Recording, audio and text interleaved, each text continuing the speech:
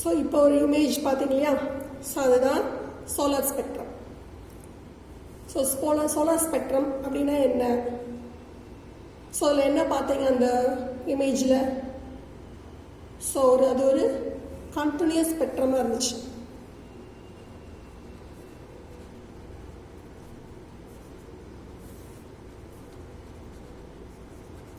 So continuous spectrum அப்படின்னா so எல்லா கலர்ஸும் வரிசையாக பேண்டாக இருந்துச்சு. அதில் என்ன இருந்தது? நிறையா டார்க் லைன்ஸ் இருந்துச்சு. ஸோ இப்படி தான் நீங்கள் வந்து ஒரு சன்னுக்கு ஸ்பெக்ட்ரம் எடுத்தீங்கன்னா இந்த மாதிரி தான் இருக்கும். சரி, ஸோ அதுக்கு மேலே ஸ்பெக்ட்ரம்னா என்ன அப்படின்றத அது உங்களுக்கு தெரிஞ்சிருக்கும். ஸோ ஆல்ரெடி உங்களுக்கு தெரிஞ்சிருக்கும் ஸ்பெக்ட்ரம்னா என்னென்னு. ஸ்பெக்ட்ரம் வந்து 2 டைப்ஸாகவும் இருக்குது. என்ன ஸ்பெக்ட்ரம் இருக்குது? ஸோ 2 டைப்ஸ் இருக்குது. ஸோ அப்சர்ப்ஷன் ஸ்பெக்ட்ரம் ஒன்று இருக்குது, எமிஷன் ஸ்பெக்ட்ரம் இருக்குது. எமிஷன் ஸ்பெக்ட்ரம் தான் நம்ம லேபில் பார்க்கக்கூடிய spectrums. Sodium vapour lamp, mercury vapour லேம்ப்லேருந்து என்ன எமிட் ஆகுதோ அந்த வேவ்லென்ஸை நம்ம பார்க்கணும். அதுதான் ஸ்பெக்ட்ரம் அப்படின்றது. அதாவது மெர்க்குரி சோர்ஸை நீங்கள் வச்சு ஒரு டெலஸ்கோப்பில் வியூ பண்ணி, ப்ரிசம்குள்ளே வந்து டெலஸ்கோப்பில் வியூ பண்ணி பார்க்கும்போது உங்களுக்கு என்ன பார்க்குறீங்க? 7 ஸ்பெக்ட்ரம்ஸ் கிடைக்குது. ஸோ 7 ஸ்பெக்ட்ரம்ஸ் அப்படின்றது எதை டிஃபைன் பண்ணுது? 7 வேவ்லென்ஸ். ஸோ மெர்க்குரி சோர்ஸ்லேருந்து அவ்வளோ வேவ்லென்ஸ் வந்து வெளியில் வருது. ஸோ அந்த ஸ்பெக்ட்ரம் அப்படின்றது, ஸ்பெக்ட்ரல் லைன்ஸ் வந்து எதை ரிவீல் பண்ணுது அப்படின்னா ஒரு சோர்ஸ்லேருந்து வெளியேறக்கூடிய வேவ்லென்ஸ். ஸோ எனர்ஜி அதோட வேவ்லென்த்தை வந்து அது டிஃபைன் பண்ணுது. ஸோ அது வந்து எமிஷன் ஸ்பெக்ட்ரம். இப்போ நீங்கள் ஒரு இமேஜ் பார்த்தீங்க இல்லையா, ஸோ அது வந்து அப்சர்ப்ஷன் ஸ்பெக்ட்ரம். அதாவது ஒரு எல்லா கலர்ஸும் இருக்கும். அந்த கலர்ஸ் வந்து எதை டிஃபைன் பண்ணுது? இந்த வேவ்லென்த். சன்லேருந்து வரக்கூடிய வேவ்லென்ஸ் தான் அந்த எல்லா விசிபிள் ரேஞ்ச். ஸோ அது எல்லாமே இருந்துச்சு. அதில் இன்விசிபிள்லேருந்து விசிபிள் வரைக்கும் எல்லாமே இருந்துச்சு. ஸோ இந்த இப்படி தான் இருந்துச்சு அந்த ஸ்பெக்ட்ரம். ஸோ இந்த மாதிரி கிடந்துச்சு அதில். ஸோ விப்ஜிஆர் அப்படி வரிசையாக எல்லா கலர்ஸும் இருந்துச்சு. இந்த பக்கம் யூவி, காமாரே, எக்ஸ்ரே எல்லாம் இருந்துச்சு. இந்த பக்கம் இன்ஃப்ராரெட் ரே இருந்துச்சு. அப்புறம் ரேடியோ வேவ்ஸ் இருக்கும். ஸோ இந்த மாதிரி தான் ஸ்பெக்ட்ரம்ன்றது இப்படி தான் இருக்கும். சாரி, ஸ்பெக்ட்ரம் இல்லை, சன்லேருந்து வரக்கூடிய ரேடியேஷனில் இவ்வளோ வேவ்லென்ஸ் இருக்கும். ஸோ இந்த பக்கம் வந்து எக்ஸ்ரேலேருந்து ஆரம்பித்து அந்த பக்கம் ஒரு ரேடியோ வேவ்ஸ் வரைக்கும் நிறைய வேவ்லென்ஸ் வந்து எமிட் ஆகும். அதில் விசிபிள் ரேஞ்ச் மட்டும்தான் நமக்கு என்ன பண்ண முடியும்? நம்மளால் பார்க்க முடியும். அந்த விசிபிளில் ஃபுல்லாக உங்களுக்கு என்ன இருந்துச்சு? நிறையா டார்க் லைன்ஸாக இருந்துச்சு. சரியா? அந்த டார்க் லைன்ஸ்ன்னு தான் அந்த லைன்ஸ் தான் என்னது? Absorption spectrum. அதாவது அந்த வேவ்லென்த் ஃபுல்லாக என்ன பண்ணியிருக்கு? ஏதோ வந்து அப்சர்வ் பண்ணியிருக்கு. அந்த லைட் எனர்ஜி வரும்போது வருது இல்லையா, வர இடைவெளியில் ஏதோ ஒரு சில ஃபேக்டர்ஸோ எலிமெண்ட்ஸோ ஏதோ ஒன்று. ஸோ ஏதோ ஒரு ஃபேக்டர்ஸ்னால அந்த வேவ்லென்ஸ் வந்து என்ன பண்ணுது? இடையில இருக்க வேல்யூஸ் வந்து நம்ம சாரி இடையில வந்து ஏதோ சம்திங் என்ன பண்ணியிருக்கு? அந்த வேவ்லென்த்தை ஃபுல்லாக அப்சர்வ் பண்ணியிருக்கு அப்படின்னு சொல்கிறது தான் எமிஷன் ஸ்பெக்ட்ரம். அப்போ சன்னுக்கு நம்ம எடுக்கும் போது என்ன ஆகுது? இந்த மாதிரி டார்க் லைன்ஸ் நிறையா இருக்குது அப்படின்னு பார்க்கணும். அப்போ என்ன அர்த்தம்? சன்லேருந்து நம்ம எர்த்துக்கு ரிசீவ் பண்ணுற ரேடியேஷனில் எல்லா வேவ்லென்ஸும் என்ன ஆகுது? இடையில இருக்க ஏதோ ஒன்று என்ன பண்ணிக்கிறது? அப்சர்வ் பண்ணிக்கிடுது. எல்லா வேவ்லென்த்லேயுமே அந்த மாதிரி டார்க் லைன்ஸ் இருக்குது. அப்போ எல்லா வேவ்லென்த்துமே என்ன பண்ணப்படுது? அப்சர்வ் பண்ணப்படுது. அதுக்கு காரணம் என்ன? எது வந்து அதை அப்சர்வ் பண்ணிச்சு அப்படின்னு நம்ம பார்க்குறது தான் ஃப்ரெனோஃபர் லைன் அப்படின்றது.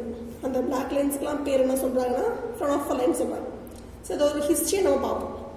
ஸோ இந்த சோலார் ஸ்பெக்ட்ரம் எடுத்து ஸ்டடி பண்ணது யார் அப்படின்னு பார்த்தோம்னா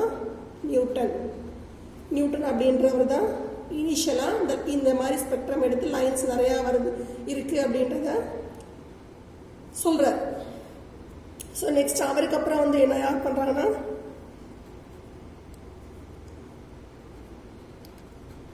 வொலாஸ்டன் அப்படின்றவர் 1807 அந்த இயரில் வந்து இந்த லைன்ஸை அவரும் வந்து பார்க்குறாரு.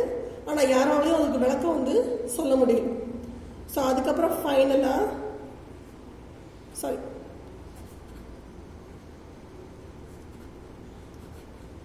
ஃப்ரெனோஃபர் அப்படின்றவர் 1817 இந்த இயரில் வந்து இந்த டார்க் லைன்ஸை பார்க்குறாரு. அவர் மொத்தம் எத்தனை லைன்ஸ் பார்க்குறாருன்னா மோர் தென் 600 டார்க் லைன்ஸை வந்து அவர் பார்க்குறாரு. அவருக்கு அது எதனால் வந்துச்சு அந்த லைன்ஸ் அப்படின்றத வந்து விளக்கமாக சொல்ல முடியல. அதனால் அந்த லைன்ஸுக்கெலாம் ஏபிசிடி அப்படின்னு சொல்லி ஒரு வேரியபிளை வச்சு டிஃபைன் பண்ணுறாரு. ஸோ இப்படி தான் இத்தனை லைன்ஸ் இருக்குது அப்படின்றத வந்து அவர் சொல்கிறாரு. ஸோ அதுக்கு அந்த லைன்ஸ் வந்து எப்படி ஃபார்ம் ஆச்சுன்றதுக்கும் அவரால் வந்து விளக்கம் கொடுக்க முடியுது. ஆக்சுவலி அது வந்து அவர் சொன்ன விளக்கம் என்னன்னு பார்த்தோம்னா, இப்போ சன்லேருந்து ஸோ இதான் வந்து சன் வச்சுக்கோ, சன் இருக்குது, எர்த் இருக்குது. ஸோ அங்கேருந்து வர ரேடியேஷனில் ஸோ இடையில ஏதாவது ஒரு எலிமெண்ட்ஸ் இருக்கும், நிறையா இருக்கு இல்லையா. சன்னுக்கும் எர்த்துக்கும் இடையில எவ்வளவோ இருக்குது. பிளாக் ஹோல்ஸ் இருக்குது, ஆஸ்ட்ராய்ட் இருக்குது, காமெட்ஸ் இருக்குது, ஸ்டார்ஸ் நிறையா இருக்குது. ஸோ இந்த மாதிரியான ஒரு சில விஷயங்கள் தான் என்ன பண்ணுது, இந்த வேவ்லென்ஸை சன்லேருந்து வரக்கூடிய வேவ்லென்த்தை அப்சர்வ் பண்ணுது அப்படின்ற ஒரு முடிவுக்கு அவர் வரார். ஆனால் லேட்டர் வந்து என்ன பண்ணுறாங்க, இவர் சொன்ன கான்செப்ட் தப்புன்னு சொல்லி பிரின்சிபிள் ஆஃப் ரிவர்சல் அப்படின்ற கான்செப்டை வச்சு ஒரு கன்க்ளூஷன் சொல்கிறாங்க. ஸோ என்ன இந்த பிரின்சிபிள் ஆஃப் ரிவர்சல் அப்படின்னு பார்த்தோம்னா, ஸோ இந்த லைன்ஸ் இருக்கு இல்லையா, இந்த டார்க் லைன்ஸு, அது எந்தெந்த வேவ் லென்த்தில் எந்தெந்த நம்பரில் இருக்குன்றத நோட் பண்ணி இதே தான் எமிஷன் ஸ்பெக்ட்ரம் பார்க்குறாங்க. ஸோ எமிஷன் ஸ்பெக்ட்ரம் இதே வேவ் லென்த்தில் என்ன இருக்குது அப்படின்னு பார்க்கும்போது என்ன கிடைக்குது அப்படின்னா, இங்கே டார்க்காக இருக்க லைன் வந்து ஹைட்ரஜன் எலிமெண்ட்டுக்குரியது, இந்த வேவ் லென்த் டார்க்காக இருக்கிறதுக்கு காரணம் வந்து சோடியம் உரியது. ஸோ அப்படின்னு சொல்கிறாங்க. அப்போ என்ன அர்த்தம், ஸோ அப்போ அந்த எலிமெண்ட்ஸ்லாம் என்ன பண்ணியிருக்கு, அப்சர்வ் பண்ணியிருக்கு. சோடியம், ஹீலியம், ஹைட்ரஜன், நைட்ரஜன், இந்த மாதிரி நிறைய எலிமெண்ட்ஸ் இருக்கு இல்லையா. ஸோ அந்த எலிமெண்ட்ஸ்லாம் என்ன பண்ணியிருக்கு, இந்த வேவ்லென்ஸை ஃபுல்லாக அப்சர்வ் பண்ணியிருக்கு. அந்த எலிமெண்ட்ஸ்லாம் எங்கே இருக்குது அப்படின்றது தெரியும். ஸோ அது எங்கே இருக்குதுன்னு பார்த்தோம்னா சன்னோட குரோமோஸ்பியர் இருக்குது. அதாவது சன் வந்து எப்படி எர்த்தோட அட்மாஸ்பியரை நம்ம நிறைய லேயர்ஸாக பிரிக்கிறோமோ அதே மாதிரி சன்னையும் நம்ம என்ன பண்ணிக்கலாம், பிரிக்கலாம். சன்னை வந்து 2 ஸ்பியர்ஸாக பிரிக்கிறாங்க. ஸோ நடுவில் இருக்கிறது வந்து கோர் வந்து ஃபோட்டோஸ்பியர், அவுட்டர் லேயர் வந்து குரோமோஸ்பியர். ஸோ ஃபோட்டோஸ்பியர் அப்படின்ற லேயருக்குள்ளே தான் எல்லா வேவ்லென்ஸும் வெளியில் போகுது, எல்லா எனர்ஜி வந்து வெளியில் போகுது. இந்த குரோமோஸ்பியர் அப்படின்ற அந்த என்வலப்புக்குள்ளே தான் நிறைய எலிமெண்ட்ஸ் இருக்குது. பூமியில் என்னென்ன எலிமெண்ட்ஸ் இருக்கோ ஸோ அந்த எல்லா எலிமெண்ட்ஸும் அங்கேயும் இருக்குது. ஸோ அந்த எலிமெண்ட்ஸ் தான் என்ன பண்ணியிருக்கு, இந்த வேவ்லென்ஸை ஃபுல்லாக அப்சர்வ் பண்ணியிருக்கு. ஸோ மோர் தேன் 40 எலிமெண்ட்ஸ் கண்டுபிடிக்கிறாங்க.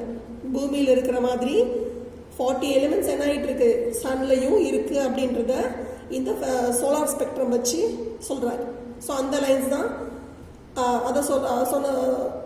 ஸோ அதுதான் ஃப்ரெனோஃபர் அப்படின்னு இனிஷியலாக ஆரம்பித்து சொன்னாங்க. ஃபுல்லாக அவரால் டிஃபைன் பண்ண முடியல.